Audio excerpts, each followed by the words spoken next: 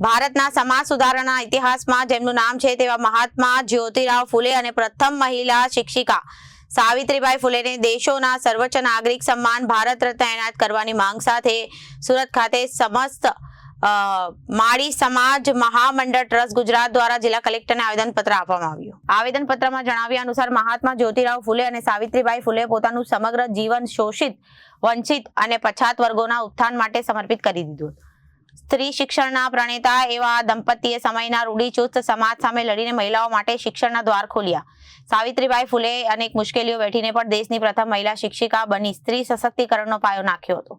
સમસ્ત માળી સમાજ મહામંડળ ટ્રસ્ટ ગુજરાતના સંગઠન મંત્રી ચિરાગ નટવરભાઈ માળીએ જણાવ્યું, સમસ્ત ભારતમાં જેમને મહાત્મા ગાંધી અને મહાત્મા બુદ્ધ પહેલા પણ મહાત્માનું બિરુદ મળ્યું હતું, એવા મહાત્મા જ્યોતિરાવ ફૂલે કે જેમને અસ્પૃશ્યતા અને અંધશ્રદ્ધા પ્રત્યે સખતમાં સખત કાયદાઓ અને પ્રથમ મહિલા શિક્ષિકા એવા સાવિત્રીબાઈ ફૂલે જેમને દીકરાઓને ભણાવવા માટે વર્ષો પહેલા શાળાઓ શરૂ કરી હતી। જ્યારે બાળકીઓને કોઈ ભણાવતું ન હતું એ સમયે એમને 17 શાળાઓ શરૂ કરી હતી।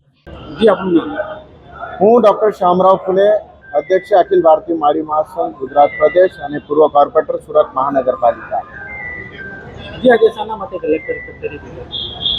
ભારતના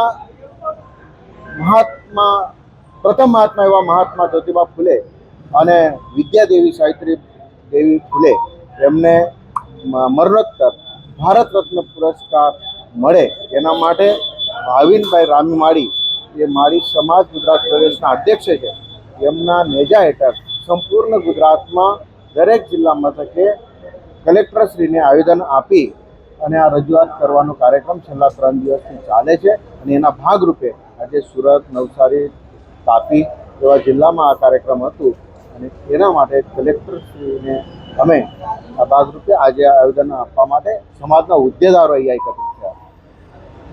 બ્યુરો રિપોર્ટ, જનાદેશ ન્યૂઝ।